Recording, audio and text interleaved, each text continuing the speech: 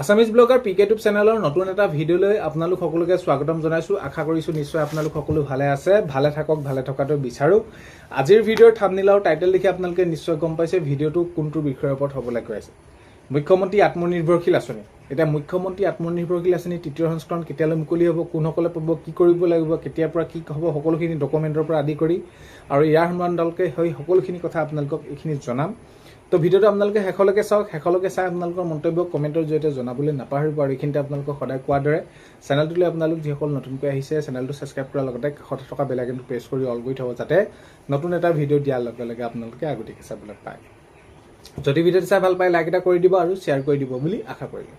এতিয়া মাননীয় মুখ্যমন্ত্ৰী মহোদয়ে এইখিনি স্পষ্টকৈ জনাইছে যে মুখ্যমন্ত্ৰী আত্মনিৰ্ভৰশীল আঁচনি তৃতীয়টো দিয়া হ'ব, কিন্তু দিয়া হ'ব কেতিয়া আপোনালোকে হয়তো শুনিছে, সেইখিনি ভিডিঅ' চাইছে বা জানিছে যে দেৰি হ'ব। বহুতে কৈ আছে যে এতিয়া সোনকালে দিব, এতিয়া ৰেজিষ্ট্ৰেশ্যন হ'ল, আপোনালোকে ফৰ্ম ফিল আপ কৰক, এইটো যোগাৰ কৰক। তো এইখিনি ক্ষেত্ৰত মই আপোনালোকক জনাব বিচাৰিছোঁ, যিহেতু আপোনালোকে চেনেলটো ছাবস্ক্ৰাইব কৰি থৈছে, যে আপোনালোকে এটা শুদ্ধ তথ্য পাওক, যাতে এটা আপোনালোকে সঠিক তথ্য পাওক, সেইবাবে আপোনালোকে চেনেলটো ছাবস্ক্ৰাইব কৰি থৈছে। কথাটো হ'ল কি, মুখ্যমন্ত্ৰী মহোদয়ে স্পষ্টকৈ জনাই দিছে যে মুখ্যমন্ত্ৰী আত্মনিৰ্ভৰশীল আঁচনি তৃতীয় দিয়াৰ ক্ষেত্ৰত অলপমান পলম হ'ব। কিয় পলম হ'ব সেইটো আপোনালোকক মই জনাইছোঁ। হয়তো আপোনালোকে গম পাইছে যে দ্বিতীয় পৰ্যায়ত এতিয়াও বহুতো যুৱক যুৱতীয়ে এতিয়া সেই পইচা পাবলৈ আছে। তো এই টকা তেওঁলোকক দিয়াৰ পাছতহে, সকলোখিনি সমস্যাবিলাক সমাধান কৰাৰ পাছতহে তো তেওঁলোকক কাৰ্যকৰী অতি সোনকালে কৰিব। এই যি দ্বিতীয় সংস্কৰণত তেওঁলোকে এইখিনি পাব লগা হৈ আছে, এতিয়া বহুতো পাব লগা হৈ আছে। আপোনালোকে পালে নাই পোৱা বা পাবলৈ আছেনে নাই সেইটো আপোনালোকে কমেণ্টত লিখিবলৈ নাপাহৰিব, কাৰণ কেলৈ এইখিনি এতিয়া বহুতে পাবলৈ আছে বুলি কৈছে। এই দ্বিতীয় সংস্কৰণৰ ক্ষেত্ৰত যিসকলে পাবলৈ আছে, এইখিনিহে অতি সোনকালে তৎকালীনভাৱে কৰাৰ কথা কৈছে মুখ্যমন্ত্ৰী মহোদয়ে।